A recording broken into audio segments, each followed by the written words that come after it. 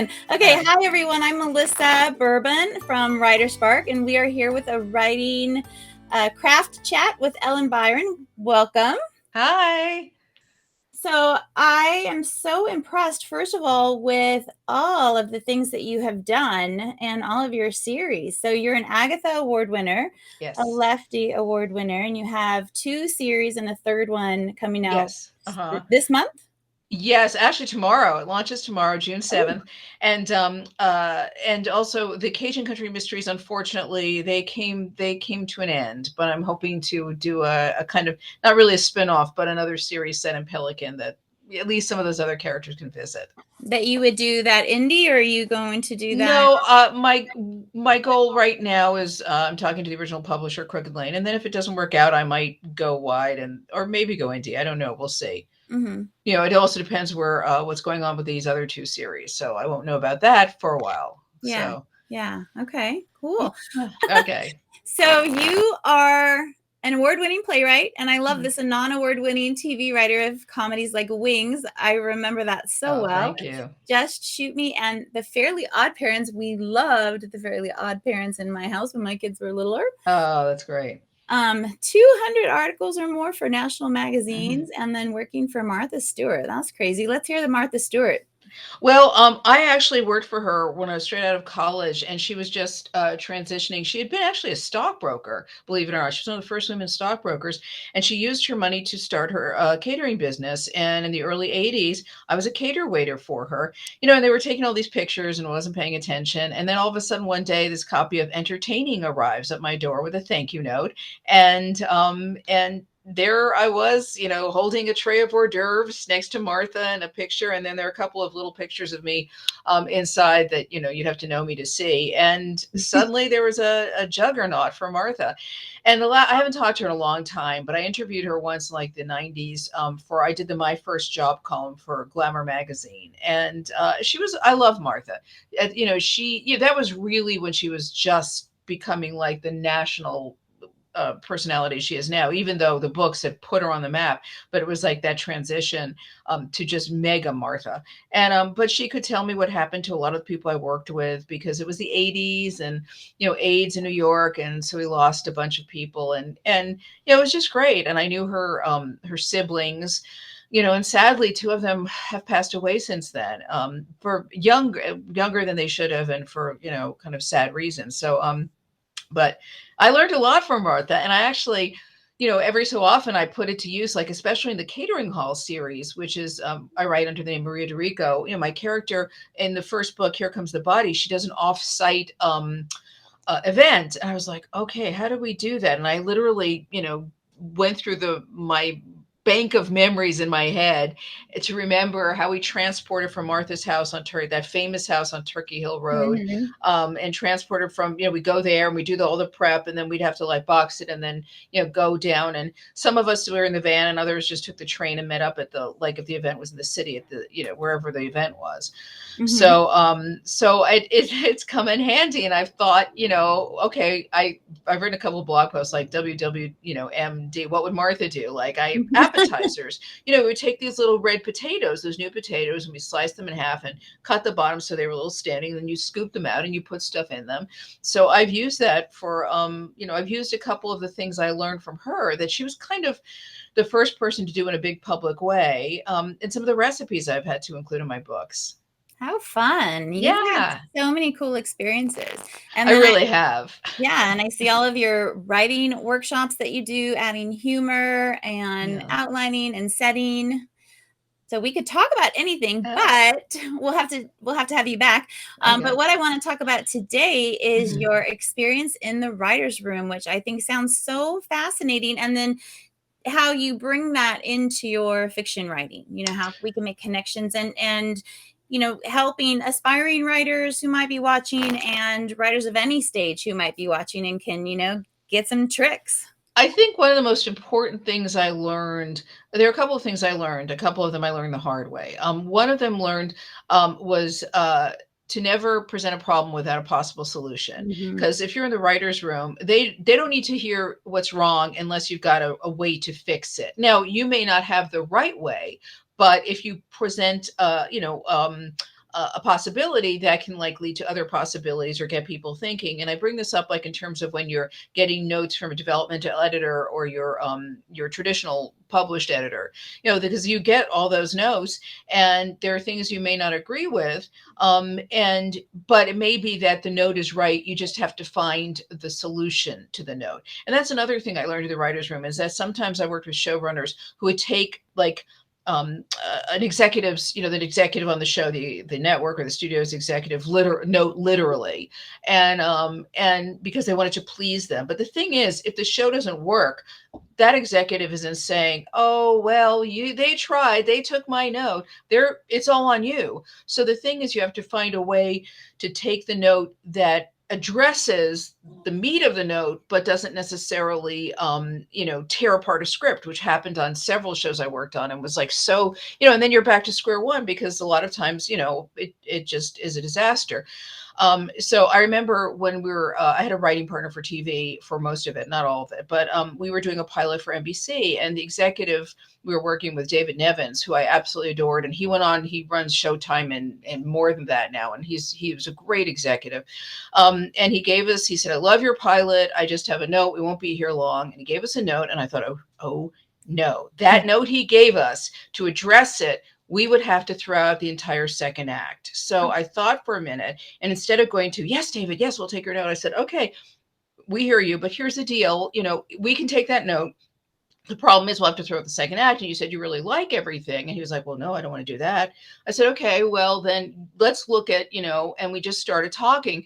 And instead of being there for a very little time, we were there for 2 hours, but we came up with a solution that meant that addressed his note, which was a legitimate note, but did not sacrifice for it." And so that was one of the most important things I learned. And another thing I learned I learned the hard way. We were shooting an Ebb Wings episode, and I actually talk about this in other places, but one of the actresses on it, who was a guest star, was like flitting around the way those actresses and actors do sometimes. And in her flitting, she was like stream of consciousness talking, and she goes, "Oh, do you listen or do you wait to talk?" And then she, of course, didn't listen and just went off on something else. But that really stayed with me, because I realized I was not a listener. I was a wait to talker.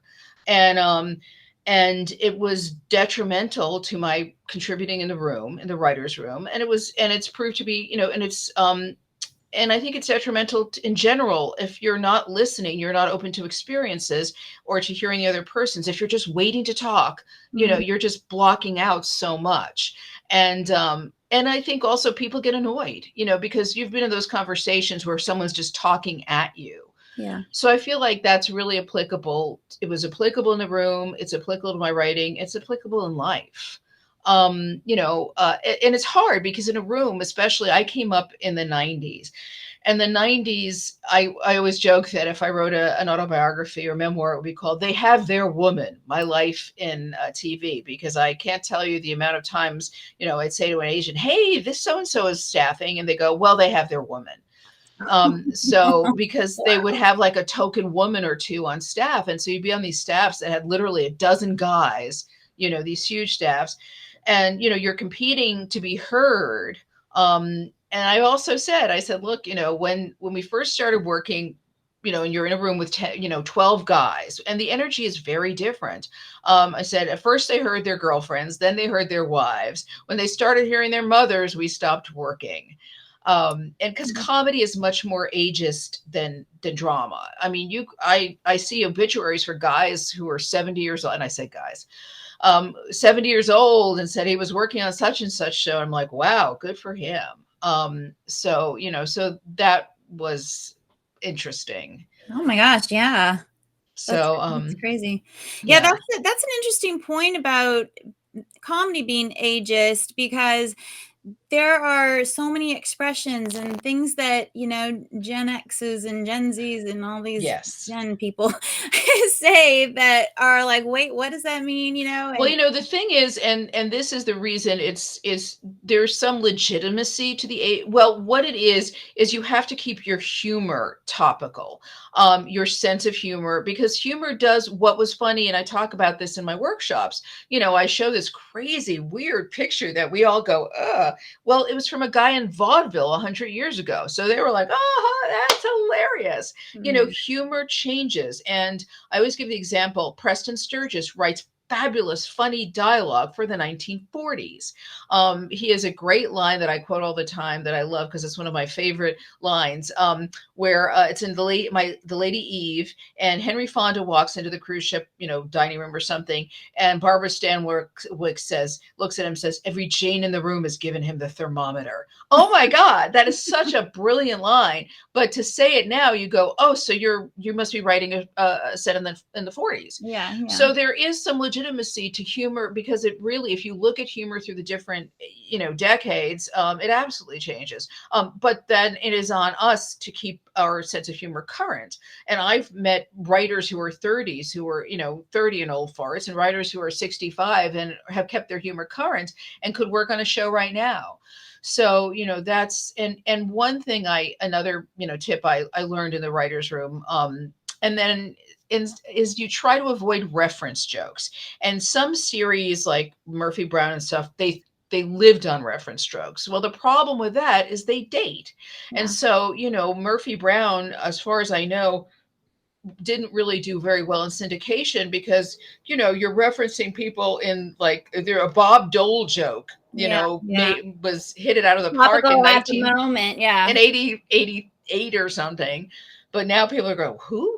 Yeah, So so I really try to stay away from that in my writing, that's a because great no point. one in literally in 10 years, no one may know who Justin Bieber is, or or reading your book, they'll go, oh, so this was written in 2020. Right, right. So And I think, PC humor has really made an impact. What was okay 10 years ago is not okay now. oh, well, it's so interesting because when I worked, rooms were rough. I used to say it's like a tail hook convention. Of course, that's a reference that people are going, what was that? When you're working a room, the guy's sense of humor is very different. I mean, that's another thing. And there was some. I remember I was working on. There was a day in Wings where the guy started talking about bachelor parties, and one of the guys said, you ladies might need to leave the room, and I was so pissed off because I was like, and I didn't say this, and I wish I had. Because you couldn't say these things then, you'd be fired. To say, if you think we need to leave the room, then this is a conversation you should be having in the room. And I stuck around. I mean, Yeah. I heard things. My husband, I say this, I've said this before, that I would bring home language I heard in the writer's room, and my husband would go, oh my God, I played ice hockey in high school and college, and I've never heard the language you're bringing home. Really? But Wow. now it's like, that was like a release for these guys, Mhm. so I really wonder how they get how things get written now in the writer's room. Yeah, such a So, different environment, and and then what gets put on the episodes I mean, too. I just put a joke on Twitter, that I couldn't help myself. I had to put, and it's like so, it was like so. They were, on Andrea Bocelli at the party at the Palace singing, for the Queen's 70th Jubilee. He's saying the aria from Nessun Dorma, which is just gorgeous. But I couldn't help my TV inappropriate instincts kicked in. And I wrote, "Oh, it's a good thing he didn't sing his most famous song, 'Time to Say Goodbye.'" So I was like, and I said, sorry, sometimes my sitcom instincts kick in and I can't help it, you Yeah. know. Well, all of that applies to writing too. I have a friend, Diane Kelly, who writes also, and she has a wry sense of humor, and humor is a big part of her books. And she talks about how she has to be extra careful now. She feels like she has to be extra careful now in how she uses humor because she doesn't want to offend. And it's so easy to offend these days. Well, and a lot of that is legit. And it's like, my daughter now, I have pictures of her in her Halloween costume.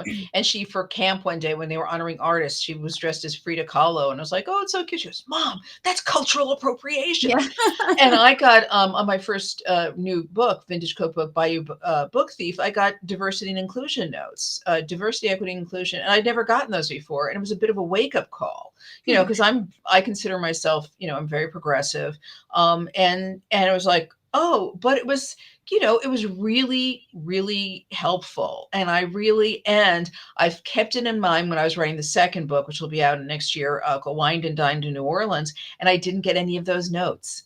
What were some of So, the comments? Do you remember? well, that I was using black to connote skin color more than I was using different ways of saying white, and like that's one example. And at Mhm, first, I was like, and I thought, you know what? I read books, cozies by writers of color, and there's one I don't want to name her because it's not fair to her, but she never mentions what race her people are. She doesn't feel a need to mhm. denote this character is black or this character is white. And I thought that is such a great lesson because with any writing you should be able, and this is another thing about it's developing the language of each character, and we should be able to know, get instinctual clues as to what race or where they grew up or what education they have, they level they have, through how they behave and how they talk. Right. And with the best comedy, each person has their own comic language, and the examples I give of this, well, Wings, that you could identify which character is speaking by what jokes you wrote for them. A Big Bang Theory, Will and Grace, those are great examples of character specific senses of humor. And so it made me really, in the new book, I thought, okay, well, I have to work hard and make it clearer through their dialogue, how they speak, what I need to communicate, or how they relate to other characters.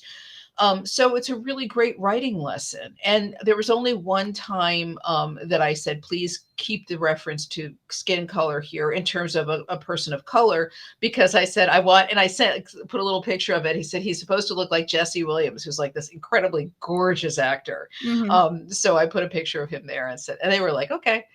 So but yeah, the best comedy, and again, this is a lesson, and when you're writing plays, going back to my very first writing experience, a dramaturg, they tell you they should be able to know who's speaking without looking at the character name, because that character has its own unique language and way of talking. Yeah, and that's a great lesson to learn, and I think it's really difficult to do that in writing, especially when you're new to writing, if you haven't had the experience of really trying to make your characters very individualistic. Yeah, and it's harder, I do find it's harder to do, in my books than it is, in TV or theater. And I don't know why that is. Maybe it's because it's, they're, I don't really know why, but it is a little harder. I mean, in humor, and the other thing is we talk about how it changes. Well, if you look at shows built in this, building is gross, made in the 70s or even the 60s, there were far less jokes, and like it was like the rule of thumb technically was one joke a page. Well, that went to three jokes a page. And then literally, like you look at a Will and Grace episode, and there is like you have to go through pages before you find a single straight line. Hmm. And there were also like there were characters, there were actors where you simply couldn't find that they just weren't funny. That became the joke of fat husband, skinny wife, Mhm. where the wife was just like, and Yeah. they were casting Pretty, and it was they were always like, oh, it's hard to find funny Pretty, which was like not untrue. So when they found funny Pretty, they would like milk it and develop a show for the person, so it's also like in our mysteries. Okay, well, you have sometimes your protagonist is, I'll give an old-timey example of Judd Hirsch in Taxi, who was not the funniest character in that show, but he was the center. And so his humor was almost often reactive to the Mhm. other characters around him, but you had to find the funny way he reacted. And I'll find that even in my protagonists for my mysteries. Okay, well, let's make sure how I don't want my protagonist to fall into the role of just reacting to someone else's humor. So, what are the characteristics I can give her? Because all my protagonists are women, to give her a funny attitude, even if it's not, even if her line isn't funny per se. I can write her reaction into, the like I have in my fourth catering hall mystery, which I read as Marie Dorico, which will be out next year. It's called Four Parties and a Funeral, and it involves a wedding, but they're also shooting a reality show called The Dons of Ditmars Boulevard. And there's one moment where they go to the wedding is going to be at this the bachelor uncle of the girl that this a mobster son is marrying. She's very waspy, Connecticut. And so it's this old, beautiful, but kind of slightly shabby house. And my protagonist, Mia, says to the character, he says, oh, it must have been so cool growing up with a gay uncle. And the other girl goes, oh, he's not gay. He's kind of what we call Connecticut straight, which is like a version of California Straight Out Here. And so my protagonist is like, and she was like, yeah, she goes, yeah, I don't, and so I could write into her, she couldn't say anything, but I Yeah. could write into her description. She didn't think that description would fly back in Queens. Yeah. But if you're doing a sitcom, you would cut to a reaction shot of the character, something, so you get the laugh on the reaction shot. Yeah, and it seems to me that, in sitcoms like that, each character is a little bit over the top, which makes them very identifiable. And it's hard. Yeah, I think that when you have these quirky cast of characters in cozy mysteries or in mysteries in particular, your sleuth is sort of often the straight man with these quirky characters. Yes. And you have to be careful that they don't steal the show. Exactly. But exactly, and that's why you have to find the comic attitude for your protagonist, your sleuth. But the other thing I'll tell you is that if there in TV, there's multicam and single camera. And that describes how the shows are filmed. In multicam, Wings was an example of multicam, and that was filmed before a live audience. And so there are people, laughing, and you use the actual laughter. It's not, if a single camera shows, like a lot of the 60s shows were single camera, but they would use, canned laughter. We didn't. We would sometimes, you edit out a weird laugh maybe, or you use a laugh in one place from, if you need a little coverage, you'll use that. But now single camera is shot like a movie, and you have to learn to write differently for single camera than multi-camera. Like, I'm trying to give, like, Veep was a great example of a single camera show that was very hard, heavy jokes, but they didn't really like stop the action jokes because they were really, really in character. Modern, and you also needed, to justify a single camera, you have to justify why you are shooting it that way, because it's way more expensive. And also, as an executive said to us when we were pitching a single camera show to her, she goes, that's fine as long as it's not an excuse, not to be funny. And that was because a lot of single cameras in the past have been like just not that funny. Which is, again, I go to Veep. I mean, Modern Family is an interesting show because while it was shot single camera, that show also, I feel, could have worked as a multicam. There are a lot of episodes which really were very interior, but they felt they got more out of it as a single camera show. And I know a lot of the people on that show, I worked with them. So, and it was a great show, but that's interesting. So, I got off topic. Sorry. Well, that's okay. Does that translate to point of views? Like, how does that translate into the book? Yes, it translates for me. I always feel like the Catering Hall series feels like it's much more almost multicam sitcom. It's much jokier. The characters are a little broader. I have less emphasis on describing setting. I do a little, but it's really I think it's like the most purely comic of my series. But the Cajun countries and the vintage cookbooks, I spend more time, away from the jokes to establish setting. And I'll say, I feel like that Catering Hall is my TV show, and the Cajun country and vintage cookbook Cajun country is my movie, and vintage cookbook is somewhere in between. But I do spend more time, and I think it's true, I spend more time in creating setting and atmosphere in those books. And I think, you can look at, like, Libby Klein writes a great funny series, the Poppy McAllister series. And that's really very comedy driven. She doesn't spend a lot of time, she will paint a lovely picture, but she won't go to the lengths like I will, let's say, in the Cajun countries, where I really want people to feel feel that muggy heat, and like the rain is coming, and, kind of like the Tennessee Williams that I ape in those books, because he's my favorite playwright.